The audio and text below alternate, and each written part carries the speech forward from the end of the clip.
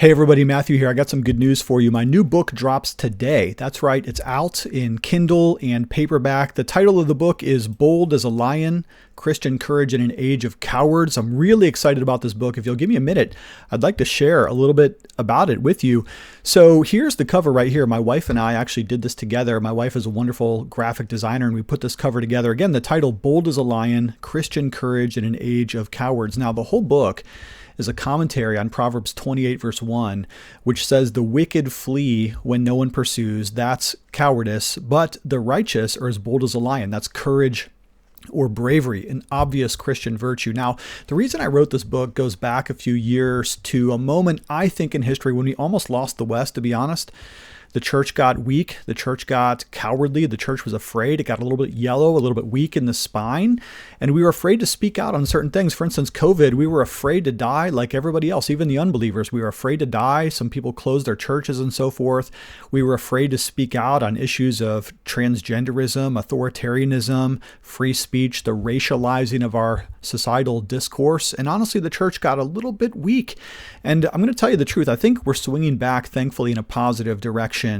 So what I did in this book is I'm going to analyze both cowardice first and then courage as a Christian virtue. First, for the cowardice, speaking of fear, I come up with a taxonomy of the various kinds of fears, of the things that we're afraid of. And I broke it down to 4 different kinds: irrational fears that don't make any sense, rational fears which do make sense, natural fears, things that can harm us in this world, and then, of course, supernatural fears as well.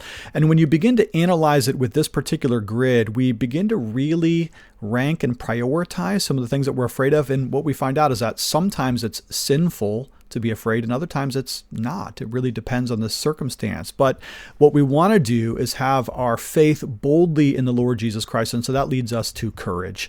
And in the second part of the book, which is a very positive treatment on courage and bravery, we're going to look at 5 archetypes for bravery, and that would be the courage to be a disciple of Christ, the courage to be a prophet, to speak out the truth in an age of lies, the courage to fight like a warrior for what is true and good and beautiful, the philosopher who thinks clearly and is not subject to groupthink and other kinds of fallacies and lies, and then, of course, the martyr who knows that he lives for something that's actually worth dying for. And so that's going to be the overall theme of the book. Now, I'm going to tell you some of the best stories I know as a pastor. I'm a preacher. That's my main job, of course. And I'm going to give you some of the best illustrations. We're going to talk about Calvin. We'll talk about Plato. We'll talk about Spider-Man. We're going to look at some stories from the Old Testament like JL. Of course, you know, I'm going to get some Jonathan Edwards in there. Of course I am. We're going to talk about Kraken and the Dragon and a little bit of Charlie Kirk even, some of the best stories. Now, I will be honest and tell you that this book is primarily for men, but I do think women are going to benefit from it as well. And you can get it right now on Amazon.com, and the link in the description of this video here. Just go get it on Kindle or paperback. It's available right now. And again, I'm going to be honest, I did write it primarily for guys, thinking of men. So if you have brothers, uncles, colleagues, neighbors, friends, sons, whoever it is, fathers, you might want to grab this for them as a gift or just read it yourself. Women, you too will benefit, but I got to tell you, this is for men to rise up and be brave, bold, courageous Christian believers. If that sounds like you might want to check out this book. Thanks for watching this little video. Love you lots. Talk to you later.